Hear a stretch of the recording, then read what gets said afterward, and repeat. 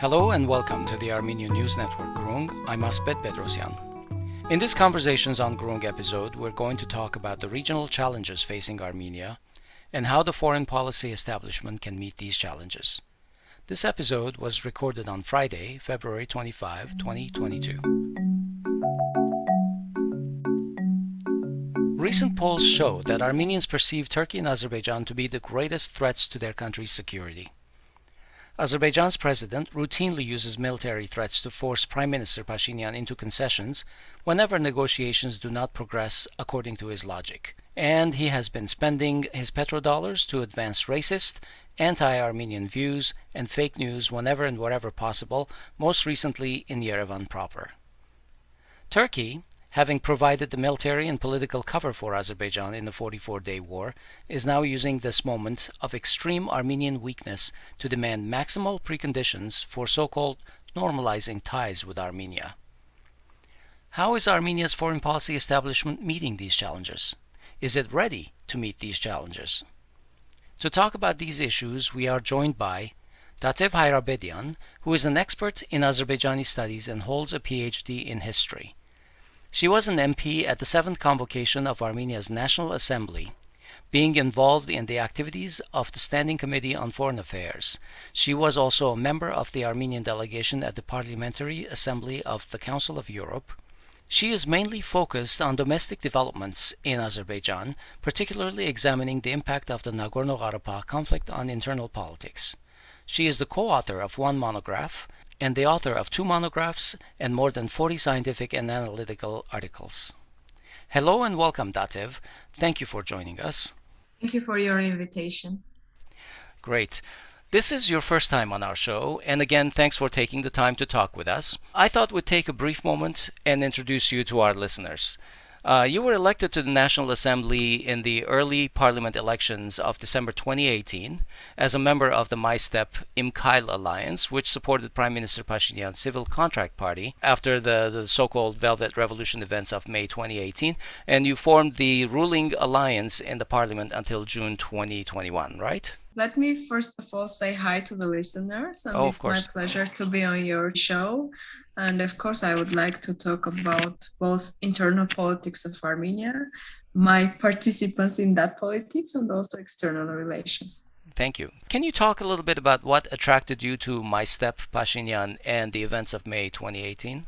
Let's start from the Velvet Revolution and go back to the times when things were much more beautiful than they are now in our state. Mm-hmm. So back in 2018, since I was closely following the negotiation process on Nagorno Karabakh issue, and I was more or less aware and have an understanding that it's a problematic period for Armenia in the sense of the negotiation process. Azerbaijan's position is becoming harsher and harsher, and it's going to be quite questionable how we will manage to continue the negotiation process on Nagorno-Karabakh.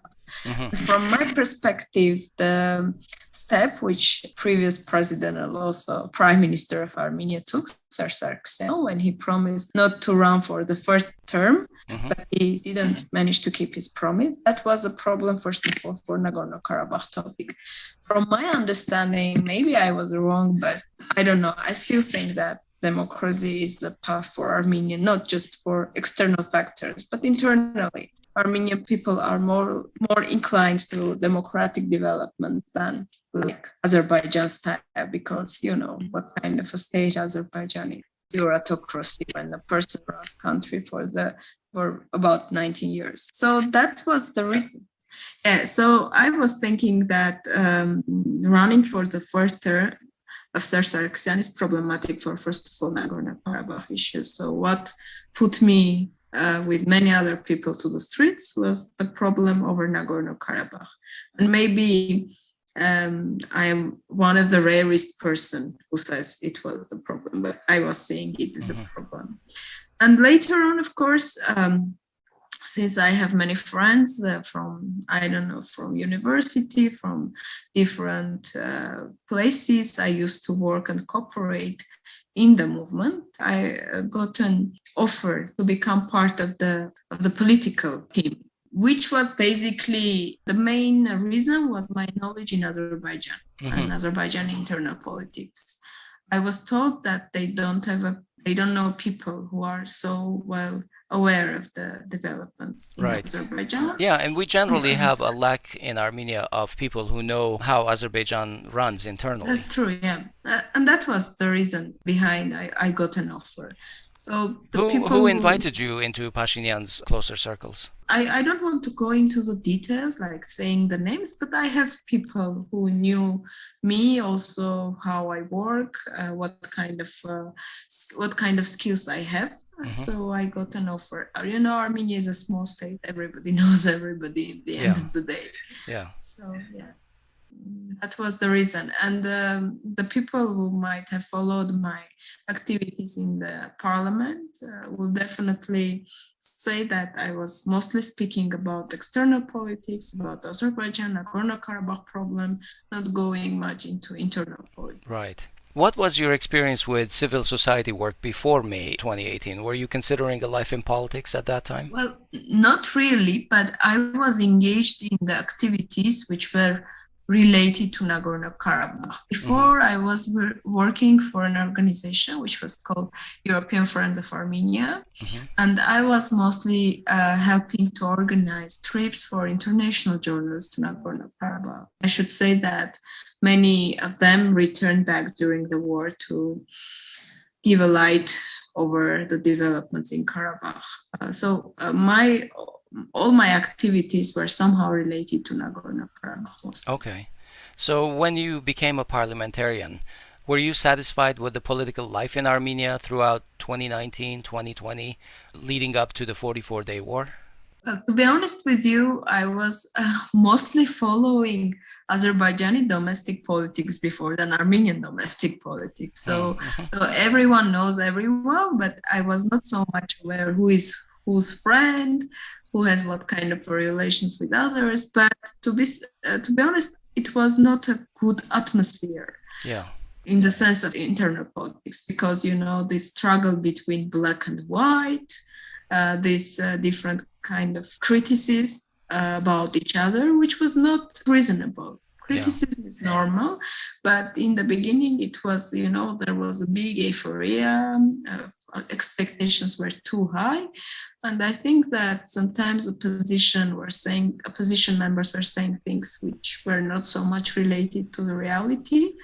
And in the end of the day, also our party and our force didn't understand the real challenges country was facing, and was going too much into the different other domestic related issues, which were not so much important from my perspective. So as a person who was watching the Azerbaijani scene, you must have seen some signals that war was coming, right? True, but those signals, to be honest with you, were seen even before. From my understanding, is basically my analysis on the conflict, but I was thinking that they planned the war before, like in 2018.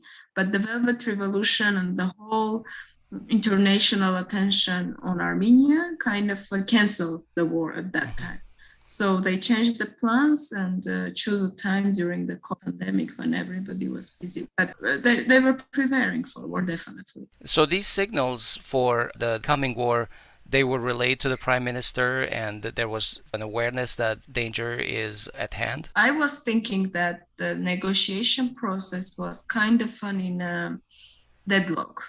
Because Azerbaijani expectations were becoming higher and higher, and this was accompanied with their military force and their further cooperation with Turkey. I should be honest and say that I didn't expect Turkey to be involved that much, but of course there were signs that their cooperation is getting deep and deep. Yeah. So this was expected, because if Azerbaijan says no to the negotiation process and to the packages which are on the table, it means it is definitely choosing the version to solve the issue by war. By force. And Azerbaijan president very honestly confessed once that when he was in occupied Shushi, if I am not mistaken, that they came here by force by shedding blood, because he didn't choose the negotiations. He didn't want anyone to give a concession. Yeah, absolutely. He's been very proud of having chosen force. So he was very clearly saying that he chose the path of war. So in your opinion, what led to the war, and was it avoidable? I don't think it was really avoidable, in a sense that if Armenia wanted to get something by mutual concessions, and Azerbaijan was saying that they are not ready to give anything, in that sense, it was not possible to avoid the war. The question is different. If Armenia was mistaken to understand the real military capability of Azerbaijan, why the high-level officials didn't make different kind of decisions during the 4-day wartime? This is another issue to discuss. But in a bigger aspect, starting from Key West, from 2001, when you know that the former president Heydar Aliyev and also Robert Kocharian seemed to be very close to the solution. Heydar Aliyev has a speech in the parliament when he says, if we are not going to choose the solution, when we are choosing the war. I read the statement, and from that moment, they were clearly making the decision to go for war, basically. Okay, so you think that they were on the path of war for about 20 years before that? Because if you follow what they did internally, how they prepared the whole generation for that, you clearly see the sign. If they would like to solve the issue by negotiations, they will definitely choose another kind of rhetoric. Okay. Yeah, having read a lot of the news and the literature, I wasn't sure exactly where one would put it, because there are some statements by Aliyev later on, and I put my start of the war path in 2011 with a test in 2016.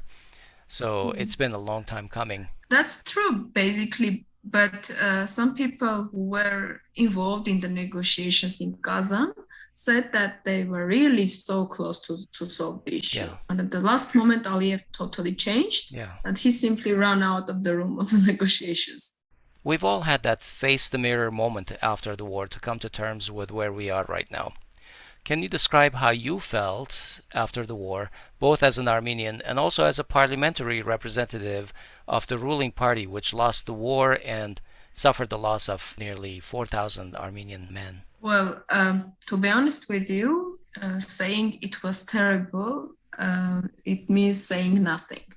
Because for me as a human being, also as a citizen of Armenia who was working and devoted her life to Nagorno Karabakh topic, like I'm 30 years old, like more than half of my life was about Nagorno Karabakh. And all the time I felt that Artsakh is part of my identity. It's always like that, forever. Because when I was born, I saw a free Artsakh. So for me, it meant something else. And since, as I said before, I was working in Artsakh and for Artsakh for many years, it was totally horrible experience. And the question came up, what to live for after this, what to devote, what to work for. And especially while seeing so many young people dying, meeting their parents. From time to time, we were going to the funerals of the young people. So having these faces in front of you, it was something unimaginable. And how to react, how to continue. And at the same time, you know that there were problems domestically. There were people on the streets. There were lots of propaganda, hatred, etc., and lots of problems in the faction. So many questions, and you are one of the ones who is responsible for the situation, even not being engaged in decision-making process. I had a chance to say before, and I will repeat it, that Pashinyan didn't meet the faction for 44 days. He met the opposition, but he never met the ruling faction. So everyone was blaming us, but in the end of the day, no one asked our opinion about how should we stop the war, or should we continue, or what are the discussions over the table. So we were totally unaware of the situation. So there was no feedback from the ruling party itself directly to Pashinyan? Not really, because he never met us. He never asked our opinion about this or that. And in the end of the day, we learned that we lost Shushi on November 9, I think, or 9. something, 8 or Yeah, in 9. the evening time. Yeah, and we were in shock. Why? What is this happening? What are you talking about? No answers. And then suddenly we were some of us in parliament, and we learned the news.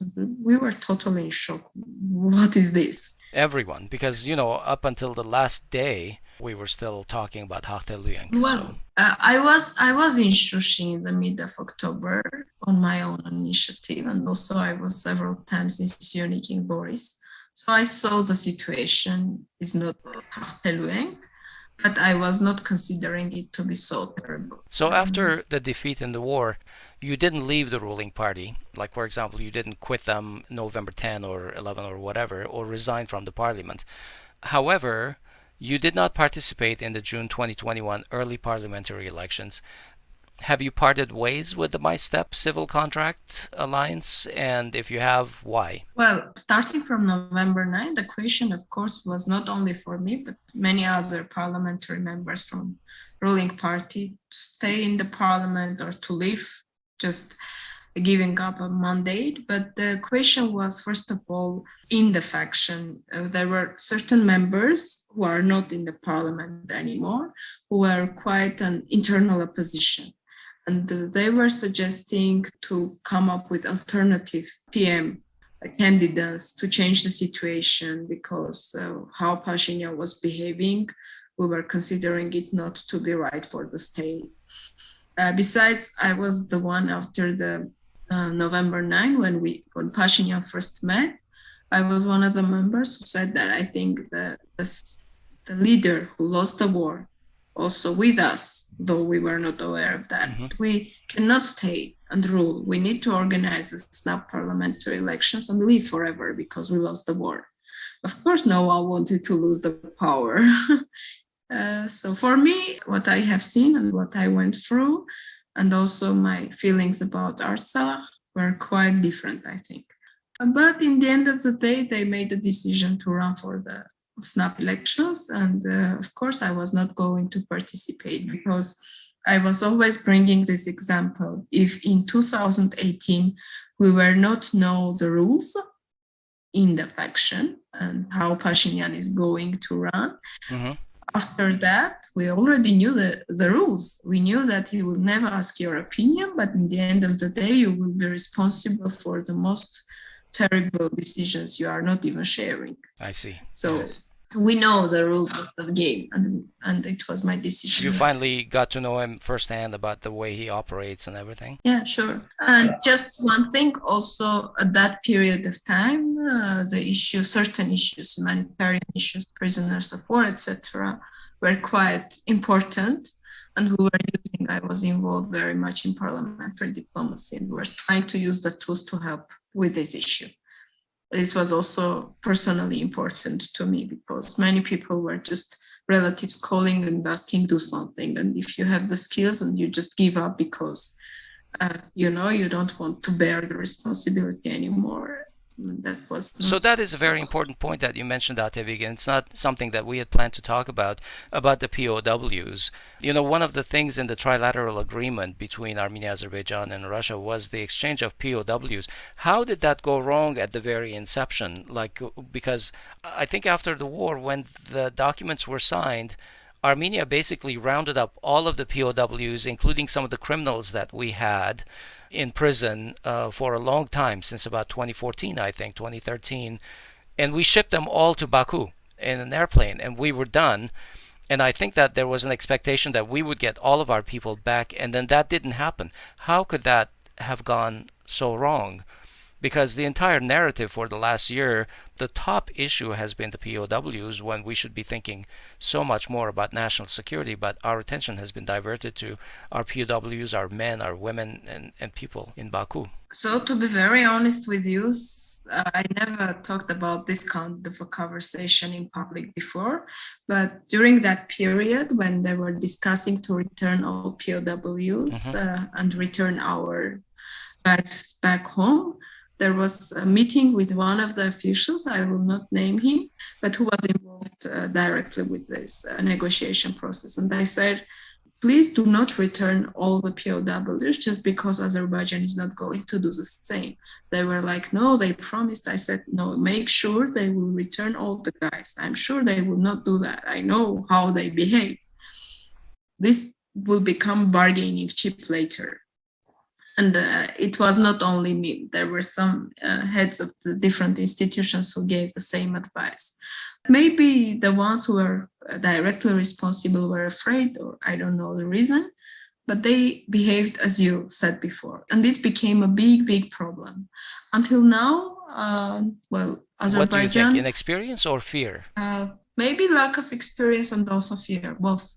Because they promised something and maybe they were afraid that the other guys will not be returned. The psychology of a state who lost the war. Yeah. Oh, exactly the reason why, you and I were talking a little bit earlier about why this government should have resigned, because they would not be the right people around the table negotiating with the victor. What are your thoughts about the current government? What do you think about the overall direction of the country? And we're going to talk a little bit more about this later too. I think that Pashinyan totally changed the course. He didn't only change his rhetoric, but totally he was changed after the war. How? If you even follow the internal developments, you remember that he was very much communicating with people, with journalists before, making quite frequent posts. Now his communication is quite limited in the internal politics as well. Mm-hmm. From an external relations, he said that they are going to open an era for peace, and he was talking about peace even before, but without giving his vision of peace. Of course, we all need peace and we all want peace. No one wants war and deaths, but at the same time, what is peace from Armenian perspective? This is the problem I never understand, and I criticize a lot after leaving the party and the politics, because if Azerbaijan gives its vision of peace, which is unacceptable for Armenia, Armenia lacks that.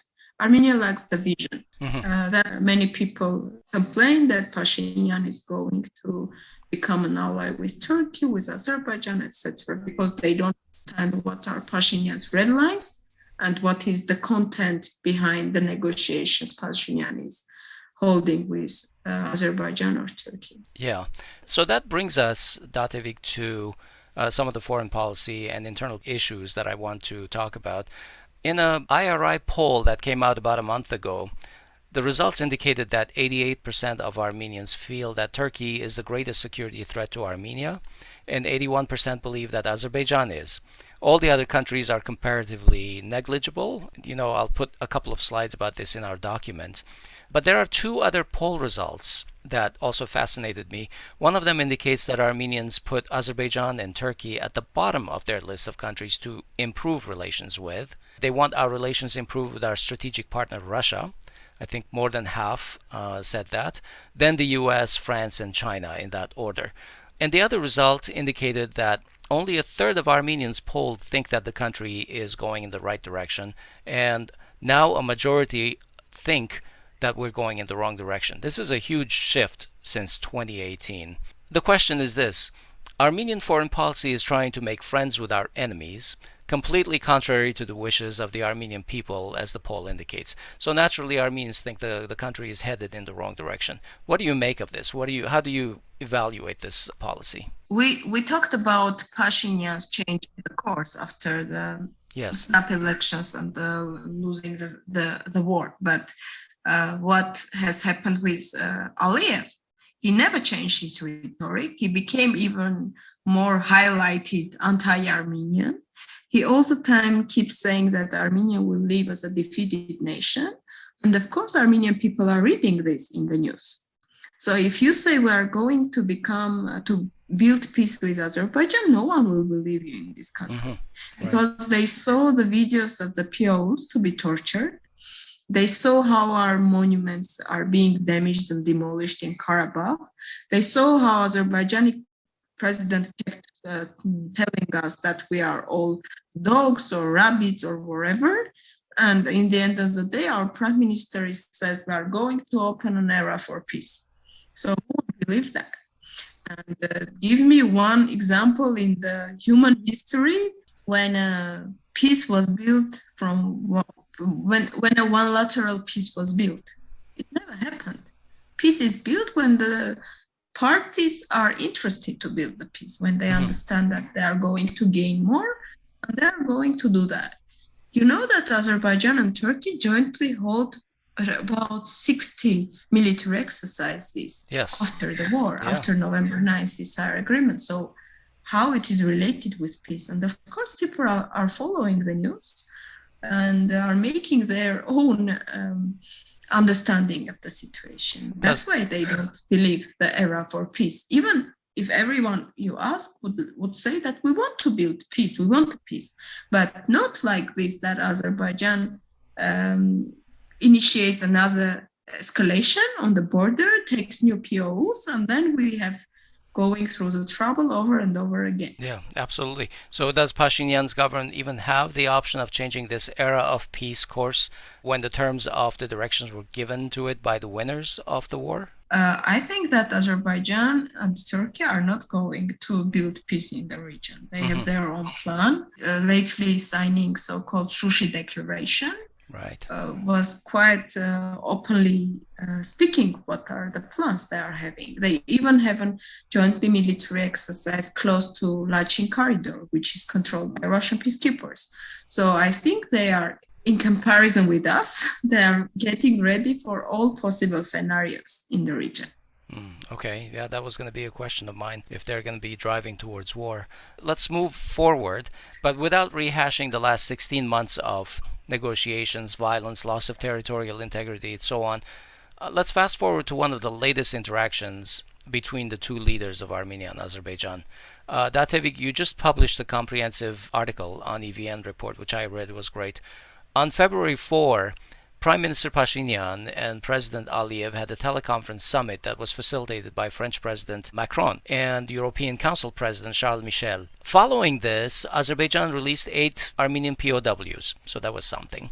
And also the EU immediately announced a €2 billion financial aid package to Azerbaijan as part of an economic investment plan. Now, throughout 2021, Aliyev had complained about the lack of financial aid parity with Armenia from the EU. First of all, what were the topics discussed at the summit on February 4, and what agreements were reached? Do you know?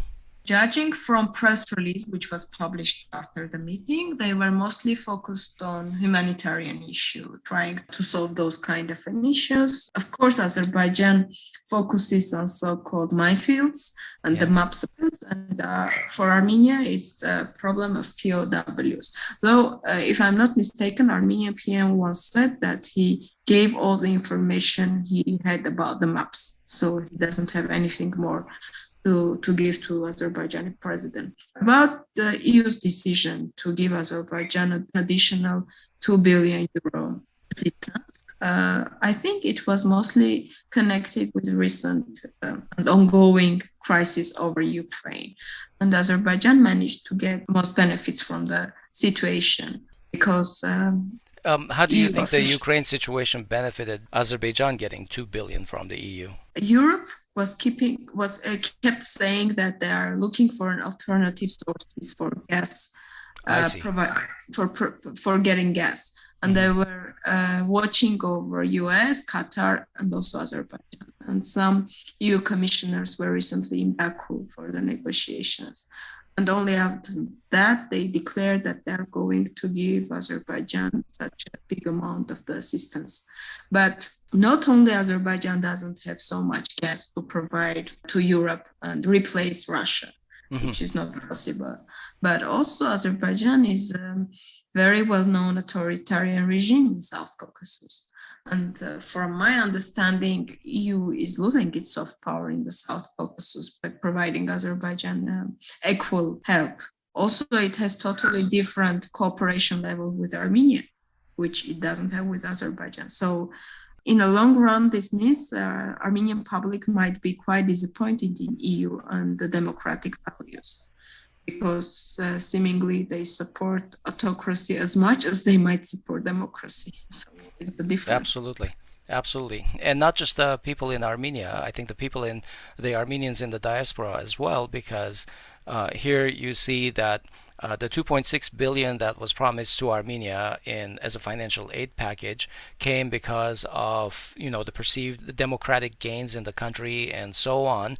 And Azerbaijan complains that there's no parity in the EU financial aid to the two countries, and suddenly, here's a country that tortures and kills its opposition, and they get $2 billion, right? But I was actually going to ask you about the quid pro quo, if this money to Azerbaijan is for some reason, but you already said that it's probably about the gas that they might be losing from Russia because of the Ukraine crisis.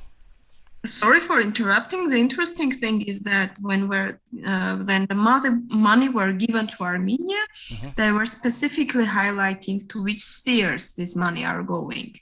In comparison with Azerbaijan, there is nothing specific what this money are going to be spent. Definitely not on democracy and not on democratization of the country. And as you said, of course, the ones who might oppose Aliyev and his regime are harshly beaten or even killed in Azerbaijan. Yeah, the language was very vague. It basically said that it was for investment in Azerbaijan. It didn't say, for example, investment into any kind of industries, any regions, the reconquered lands, etc., etc. It was just very open in their case.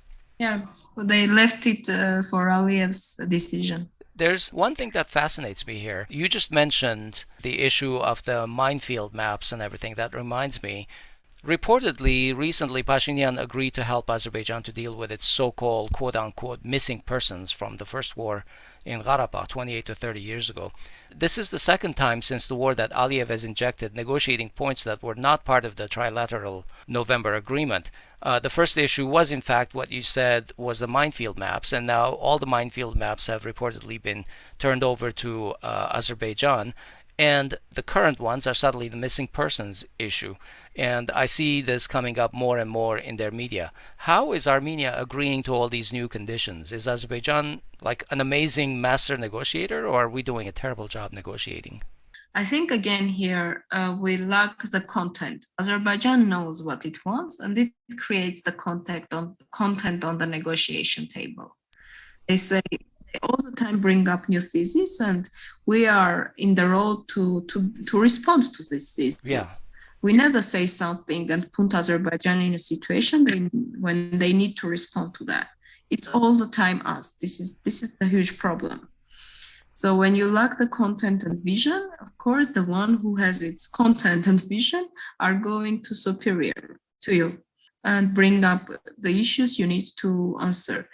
Back when I was in faction, I quite much criticized when the POW's issues become the equal to so-called maps of the minefields. Because for me, it's like, of course, they were highlighting it's not a bargaining chip, but automatically it became a bargaining chip. Yes. Because Azerbaijan had obligation to return all POs, and now when they return, let's say, as you said, like recently 8 people, everyone welcomes the step. You're right. Everyone writes a tweet. And so suddenly they're the good guys. Aliyev. Yeah, suddenly they are the ones who are keeping these people as hostages for more than a year are a very constructive side on the negotiation table. This is, of course, from Azerbaijani perspective, it's quite good how they behave. But from our side, it's problematic. So how do you think Pashinyan could ever make a promise to help them with missing persons when these things happen in lands that we don't even control anymore? I mean, as far as I know, the missing persons issue has revolved around people who went missing in, let's say, Zangelan and, areas that have been now turned over to Azerbaijan. How can we help anything with that? I really don't understand how he said that practically. Just to be constructive, I don't understand the reasoning behind it. I'm really concerned, with these terms like, again, I'm going to say quote unquote missing persons, mass graves, things that I've read in their media, because it doesn't look like our government even realizes the legal trap that Azerbaijan is setting, because these things have legal ramifications in international law when they're being used against your country. And, sadly, we're on the receiving end of these things. Well, this is a big problem because before Pashinyan was keeping to say that certain rules which were accepted back during Sir Sargsyan and Republican Party time were related to the territorial integrity of Azerbaijan, which was a nonsense. And lots of lawyers tried to explain him that there is no relation. But just because he wanted to put it like that and blame the others, the formers, he was using that, which was nonsense and which was not helpful for Armenian state. The same about so-called territorial integrity of Azerbaijan. So he was saying things which I hope he simply didn't understand how harming it is for the state. Also on the negotiation process, on previous discussions, etc. So this is not only one case when he really didn't realize the trap he's getting into. Many more cases, unfortunately. Yeah. I'm going to move to something a little more contemporary. As a matter of fact, this week, on Monday, Putin signed a declaration to recognize the Donetsk People's Republic and the Luhansk People's Republic, which were part of Ukraine. Then on Tuesday, just 2-3 days ago, Aliyev was in Moscow and met with Putin, and they signed a declaration to elevate their relations to an allied level. Can you explain a little bit? Well, of course, they raised up the level of their relations because before it was mostly a friendship, cooperation, and mutual security treaty. And now it's an allied, it's a declaration on allied interaction. It's quite large and involving, like 43 points on different aspects, also on security issues, on economics, etc. But some analysts say that with this, Russia, and I also think so, though I consider it to be problematic for Armenia, because in the end of the day, Russia is our main strategic partner and an important guarantor in the sense of the security in the region. But at the same time, they have quite close relations with the states which are basically our adversaries and are all the time coming up with territorial claims towards Armenia. But at the same time, Russia, besides being an Armenian strategic partner, it's all the time wants to be a mediator in South Caucasus. So they don't want Azerbaijan to fall too much into the influence of Turkey. And all the generals which were used to be representatives of Russian military school are driven away from Azerbaijani army. Now the Azerbaijani army is being renovated based on Turkish military requirements, and they are using the capabilities provided by Turkish side. So Russia tries to balance it, but for Armenian perspective, of course, there is something to worry about. Yeah, a lot of Russian analysts that I read over the last week were rather not very excited about this agreement, and they've said that it contains nothing new on the 2008 agreement they already had. Did you find anything that is additional to what they used to have that they didn't have before? Well, for me, one of the most worrying things was that though there were talking about the agreements reached on November 9, later on January, but there were no words about Karabakh, which I think was Azerbaijan's requirement, because if they say the conflict is solved, and there is no Karabakh, it appears, and there is no Karabakh, and suddenly it appears on the declaration, Aliyev might have some problems in Azerbaijan. Okay. So this was one of the points which was worrying for me. And, every state, Russia as well, they make their decisions based on their security and national interests. So partnership is important, but at the same time, fixing the national and security interests and how to reach them is more important. Do you see any relevance in Putin's recognition of the republics of Donetsk and Luhansk to the case of Artsakh? To be honest, I'm not so much optimistic about that, because they treat Artsakh issue quite differently. And I don't see much opportunities for the moment for Artsakh, though I know some officials from Artsakh are quite optimistic about these recent decisions, but I'm not. But at the same time, I think, of course, the problems Russia will face concerning the issue in Ukraine, also sanctions, etc., of course, will influence on Armenia as well and on Armenian economic as well. All of the breakaway self-determination regions like South Ossetia, Abkhazia, Artsakh were they sounded optimistic and congratulated Donetsk and Luhansk, I think. So, but if you ask me, I thought that the parallel would be in reality if Armenia had recognized Artsakh at some point, especially at the start of the war in 2020, then the parallel would have been kind of similar to what Russia did, recognizing these regions in order to protect them. Yeah, that's true, but Armenia all the time had that problem to go to that. Armenian side was always saying during the former government as well that if they do so, it means they neglect negotiations. Yes, but we're in the middle of a war. Yeah, Azerbaijan already neglected the negotiations by choosing to use the force and breaking the rule on not using force and threat of force. So to this declaration that Putin and Aliyev signed this week, there's, as of yet, to my knowledge, no response from the Armenian side. I think that the Ministry of Foreign Affairs has said that they will study and they will give a response. But the opposition has already blamed the authorities' diplomatic failure, especially in managing its relations with strategic partner Russia. What do you think that the Armenian response should be? What does Armenia need to do better in managing these important relationships? MFA has said that it's up to sovereign state to decide what kind of relations they have and decided not to intervene too much, which is understandable. But at the same time, I think, of course, there are problems because on different levels with Russia, we lack good negotiators. We lack people who can establish good relations and who can use relations for the interests of Armenia. I don't know how it was before, but as I said, of course, Russia is organizing its activities based with its interest in the region. Armenia, of course, needs to do its part of the homework, but I'm not sure if that would guarantee success. But at the same time, I accept the fact that Armenia is not doing its part of the homework. Will it be with Russia or with Iran or different other partners, possible partners in the region and out of the region? Okay. Let's turn our attention to Azerbaijan's internal political scene just a little bit. This is an area that we rarely hear about in Yerevan, or really in the diaspora also. We don't really follow the domestic politics in Baku.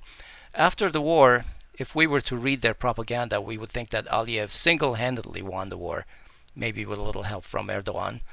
You have actually written about how Aliyev has done everything possible to take full and sole credit for winning the war. How has the 44-day war changed Aliyev's regime and his rhetoric? From my understanding, Aliyev and his family merely personalized the victory, the military success. If you follow closely, you would hardly see anyone who appears next to Aliyev after the war. They don't have a national hero. They call it patriotic war of salvation, etc. And they have the list of the heroes of patriotic war. But none of them has ever appeared. If you will go back to the 90s when we were the winners of the war, you will definitely remember many personalities to appear on the scene. Very much. As the ones who are the symbols of the victory, etc. Lots of people like that. But you will hardly meet anyone from Azerbaijan. The main companion for Aliyev is his wife, Mahriban Aliyev. Right, his vice president. His vice president, who is his wife.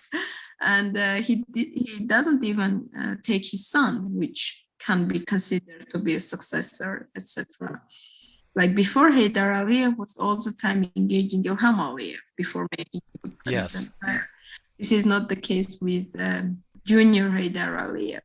And of course, they just take it as a success for the ruling family. They don't even let local oligarchs to be engaged in so-called liberated territories or territories which are now under Azerbaijani control.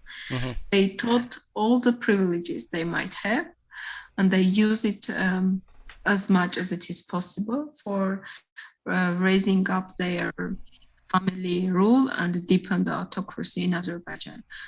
Internally, Azerbaijan face many problems. For instance, there are quite obvious anti-Russian moods in Azerbaijan. That's interesting to know. Yeah. Yeah. And also Aliyev, from time to time, he might say expressions which definitely are not being well interpreted in Russia. For example, once in his interview, he talked about Russian military equipment. And ironically, he said, this equipment is now in our trophy park. I'm sure Russians wouldn't like that, taking into consideration how they treat their military equipments. So from time to time, you also might hear about the tension in Nagorno Karabakh, when they might kill a civilian simply which is standing next to a Russian peacekeeper. Of course, this harmed their reputation a lot. Has the war changed the Aliyev clan's financial bottom line? Has he gotten rich from the war? I think he uses the opportunities which are being given from the war, from the military success, and all the construction and all the processes which are going in the territories which are now controlled by Azerbaijan are quite a good tool for Aliyev's corruption. And some people who position themselves as a position talk about that a lot. For instance, there was a discussion widely why Aliyev built airport in Fizuli. Who needs that airport? Right. And they were talking that it's quite good option for corruption. I see. So basically an opportunity to launder some money over there, huh? Definitely. Yeah, and of course we've all read about the Azeri laundromat, and we've read about $500 million worth of properties of the Aliyev clan in the UK, etc. You know, now and then we hear that there's domestic pressure on Aliyev, that he is compromising too much with the Armenians. What are these domestic pressures on him about this? Well, I never saw him compromising with Armenians, to be honest with you, but this might be something else. People are complaining, and I see lots of complaints, especially after recent Putin-Aliyev meeting, that he's too much again going under the influence of Russia. Mm-hmm. In Azerbaijan, people are mostly pro-Turkish than pro-Russian. So do you remember after the war there were some demonstrations in Baku, and there were some very radical nationalists over there, extremists, who were demonstrating? There are some radical elements in Azerbaijan who were demanding that there be no compromise, no conversation, and that the war continue until, you know, every Armenian was gone from Azerbaijan. That's true, and also from Azerbaijani perspective, it was Russia who helped Armenia to win in 90s. It was Russia who didn't let Armenia to lose everything in the recent war. So everything is explained with the role of Russia. They think it's Russia who didn't let Azerbaijanis to enter Stepanakert, etc. So this is how they are reasoning it, and they. So that is the source of their anti-Russian sentiments? The source of anti-Russian sentiments is the events which happened back in January 1990 in Baku. Ah, okay. They are blaming Russians for the events, you know, from their, in their wording, they call it Black January, when they are organizing a pogroms of Armenians and at the same time trying to become independent of that part. And then Soviet troops entered. So okay, this is the main source. Yeah, they talk a lot about that in January. We see it in their media. Yeah. We know there's a heavily repressed, one can even say brutalized opposition in Azerbaijan. Is it a legitimate political force? Are they represented in their parliament? No one who is a serious opposition of Aliyev and who keeps criticizing him is in the parliament. No. They have lots of non-partisan members who are in the parliament, who are even more partisan than the representatives of any Azerbaijan party. Mm-hmm. So in reality, Aliyev doesn't have an opposition. He might have an opposition within his clan or the people who have power and money. But he also got rid of recently with all those kind of people, basically. Right. Well, we've heard about competition between the Aliyev clan and the Pashayevs and what have you. Yes.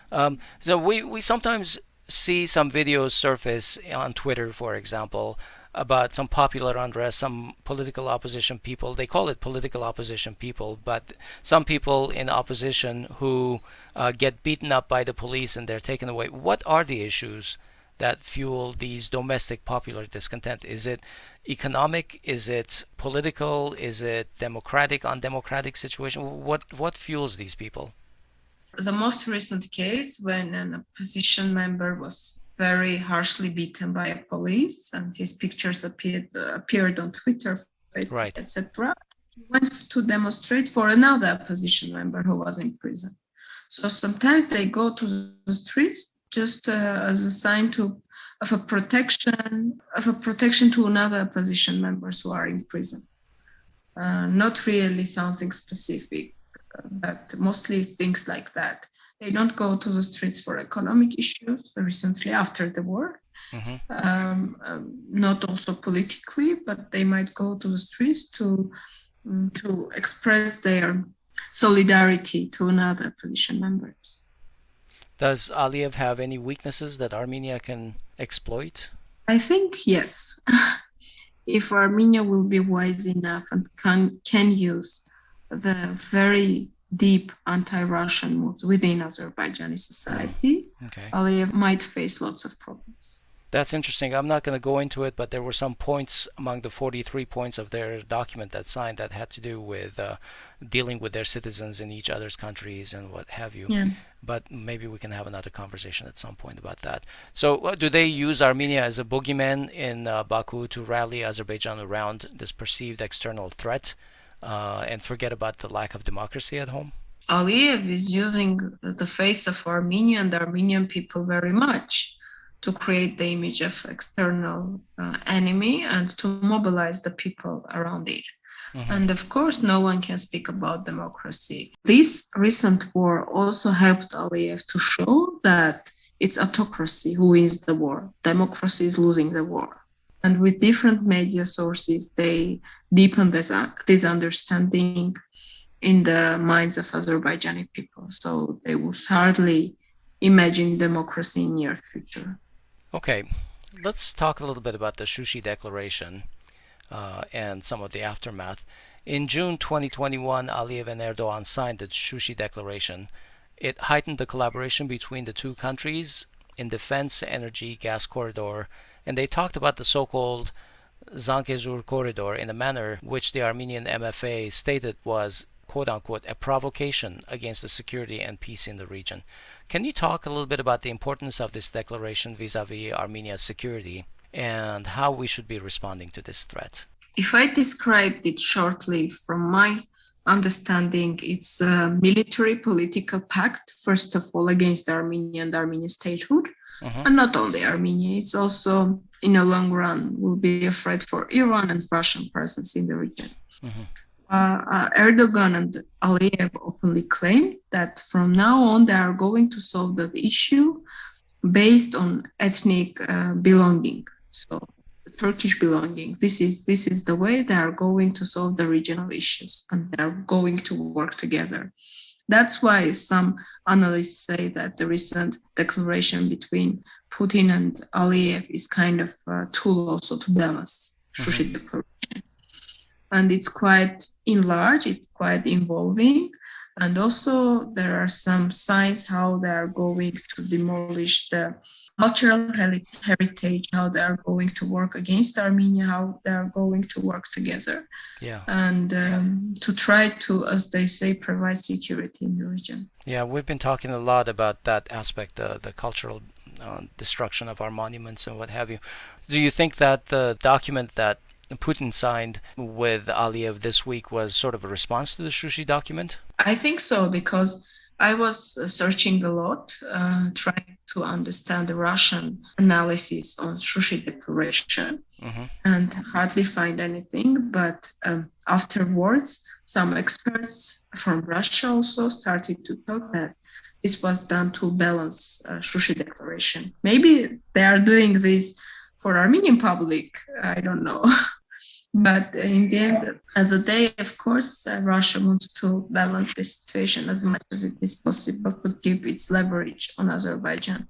Yeah. So earlier you mentioned that Aliyev Sr. and then Aliyev Jr. had been planning for almost 20 years that the ultimate solution for them was going to be a war. The war has come and passed. They've signed strategic agreements with Russia and Turkey. Do you think Azerbaijan is still planning for another war, this time maybe against Armenia? And this would be to control all the territories that divide it from Nakhichevan. I think Azerbaijan has that in mind. I don't know, will it be by war or will it be by provocation or whatever, but for a longer term, they have that in mind. Here, Armenia has a very natural and good partner in Iran, and when Iran is quite firm in its stance on so-called territory issue. And I should say that Azerbaijan and Turkey were very actively working with Iran in recent 2 months to try to change the stance, but in Iran's strategic and security interests, they don't need the corridor to be anyhow controlled by any other than Armenia. Armenia, that's right. Very good. In the past week, Artsakh's parliament passed an important bill that it said was in response to the Shushi Declaration and deals with defending its occupied territories. And earlier this week, when the opposition Armenia Alliance, the Hayastan Dashink, moved to discuss the Armenian parliament's response to the declaration, the ruling party boycotted the parliament session and basically blocked the discussion. How can Armenia support the Artsakh government? How can Armenia defend Artsakh given the current situation and going forward? To be honest with you, I wish some public members, officials, the ones who are interested in future of Armenia and Artsakh will sit around the table and discuss what kind of vision we have on Artsakh issue. This will be the most important thing. I see a lack of the communication on this level, on this issue about developing the common vision and working for that.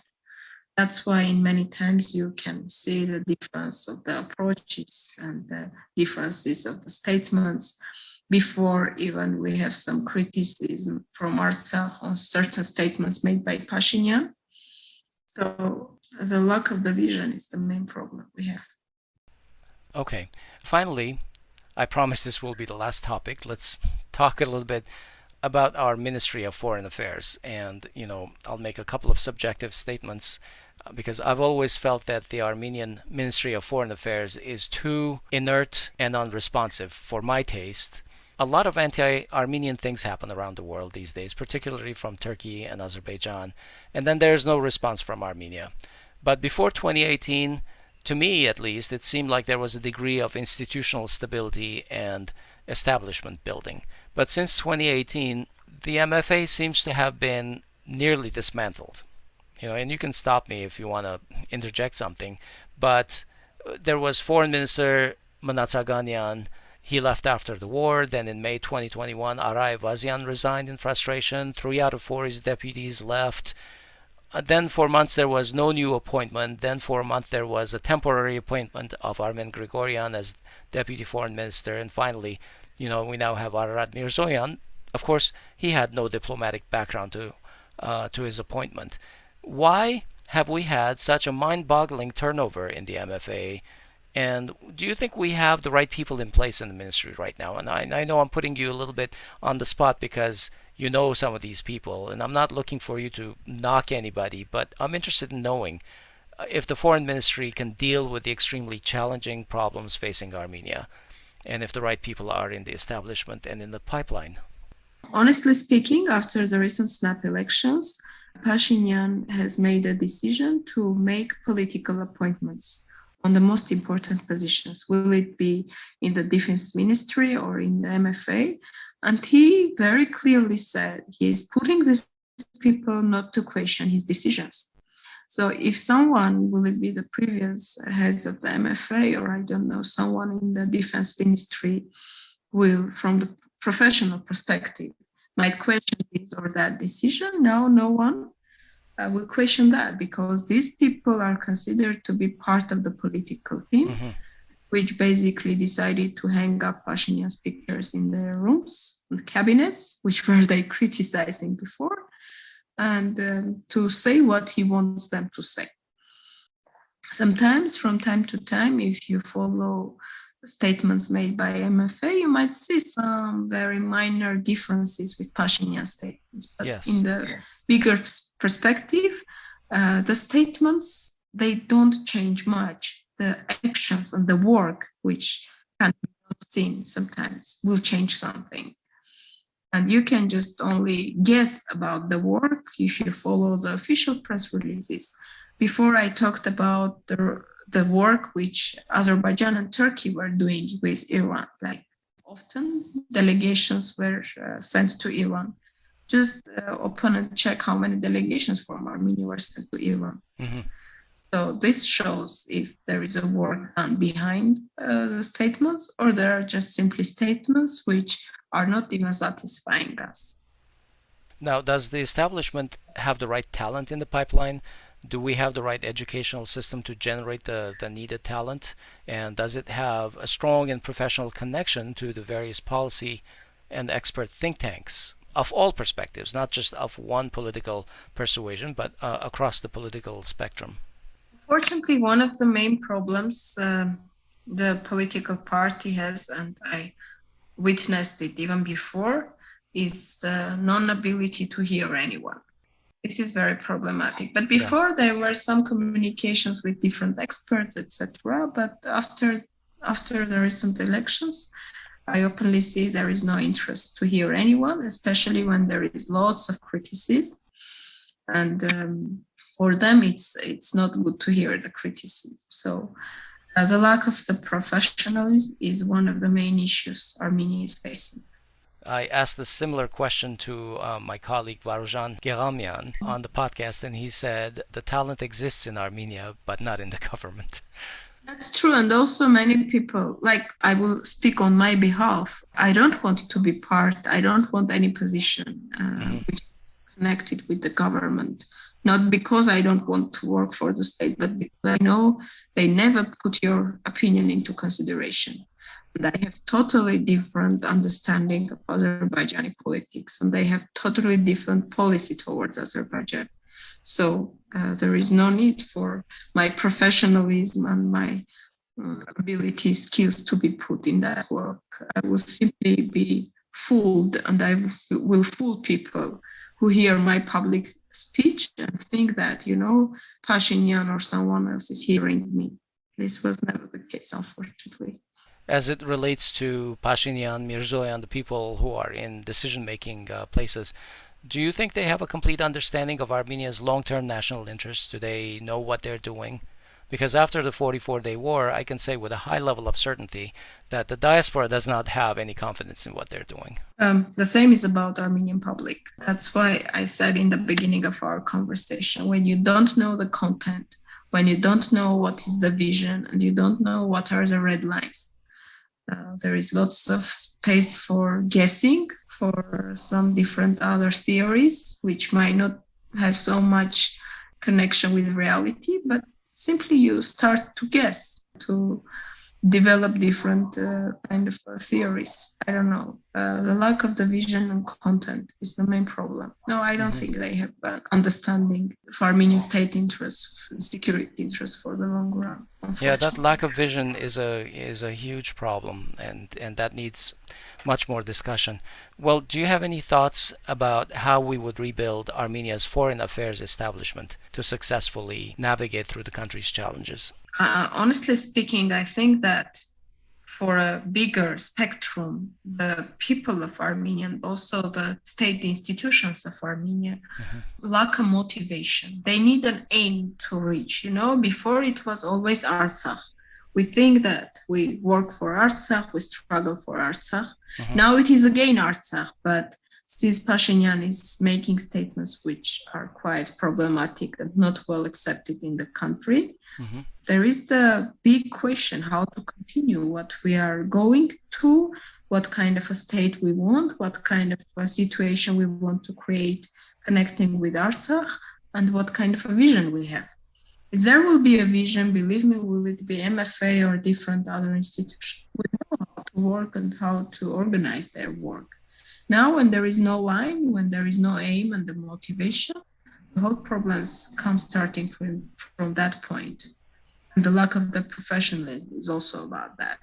When I'm sure many ambassadors in different states, they really don't share the policy Pashinyan is pursuing, but they don't speak about it. They just decided that this is it. He won the elections, and they continue to work, thinking and making sure for themselves that they work for the state, not Pashinyan.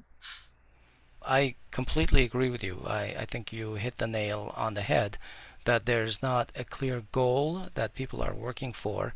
And that's kind of evidenced in the fact that nobody can tell me where Armenia's red lines are. We don't really have red lines. We don't even have any targets to hit. You're absolutely right. Yeah, that's the main problem. We might criticize the former governments, will it be Tatev Bedrossian or Sargsyan, but more or less we knew what kind of red lines these people have and what kind of vision these people have. Yeah. And now Pashinyan, which was democratically elected, lacks to show us his vision and what kind of a content he is putting in that vision. If you ask him a question, what do you understand by saying peace? He will say, opening the communications. Okay, how are you going to do that if Azerbaijan is all the time highlighting the issue of so-called corridor? How are you going to face that? Do you think he's making a joke? Do you think they're not serious about that? How are you going to work on that? So lots of other issues. Right on the money. All right, we're going to leave it there for today. Thank you, Tatev, for coming on our show. I appreciate the time you've taken here.